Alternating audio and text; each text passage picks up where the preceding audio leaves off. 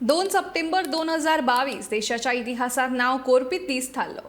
शुक्रारा म्हळ्यार 2 सप्टेंबर 2022 दिसा प्रधानमंत्री नरेंद्र मोदी हांचे हस्तुकी देशाच्या पयल्या देशांतूच तयार केल्ले विमान वाहकाचे म्हळ्यार IAS विक्रांत ताचे प्रक्षेपण जातले।